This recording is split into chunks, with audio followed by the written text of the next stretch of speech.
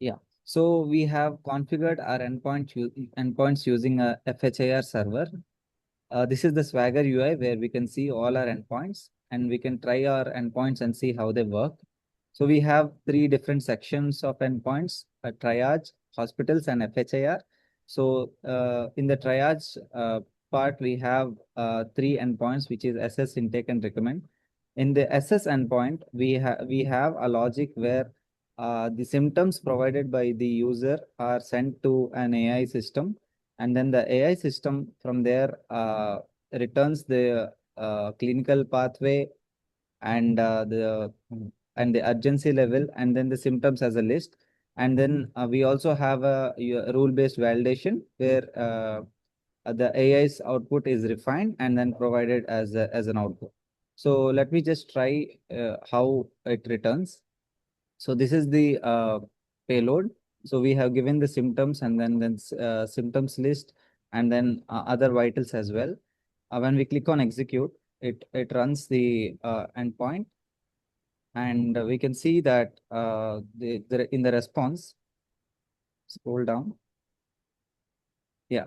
So here we have the urgency level, the clinical pathway, and then it also extracted the symptoms. Yeah, so this is the SS endpoint. So we have another endpoint called intake. So the intake endpoint is essentially a combination of recommend and the SS endpoint. So it does both the things where it uses the same AI logic to recommend the emergency level and the clinical pathway along with recommending the hospitals. So the recommend hospitals endpoints will be covered by Priyanka. Yeah, thanks. Thank you, Surya. Basically, the recommend hospitals endpoint is used to fetch a list of hospitals which is relevant to the patient's uh, symptoms, as in the clinical pathway, the urgency level, and those are factored in. We have ETA logic also being considered in terms of how far or how close the patient is to the hospital.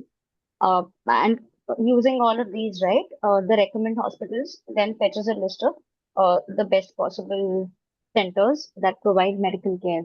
I would also like to add a point here that the distance measure logic or the computation part is still being worked on. We have a placeholder method which takes care of that, but the implementation is yet to be completed. However, currently we are fetching hospitals on the basis of the patients symptoms.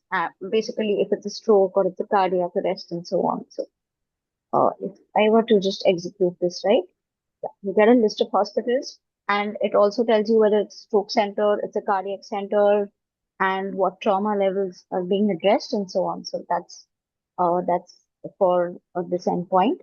The other two endpoints are mainly to get a list of, let's say, 50 hospitals or any number of hospitals from a specific city. So this brings up 50 hospitals from Atlanta. And then there is another endpoint that we have created, which is to basically fetch a list of all the hospitals from the database. If we want to check out all of the medical facilities, right, we would be hitting this endpoint. So there is another section which is the FHIR part, but that's be taken up by another of our teammates.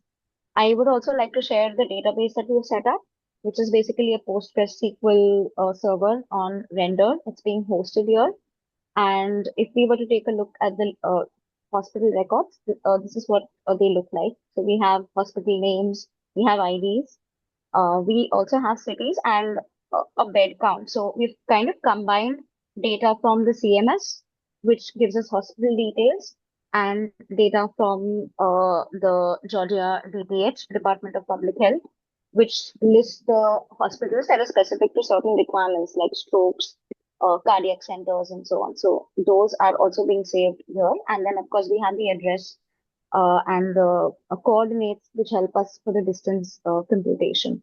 So yeah, that's that's it on the hospital database front. Thank you.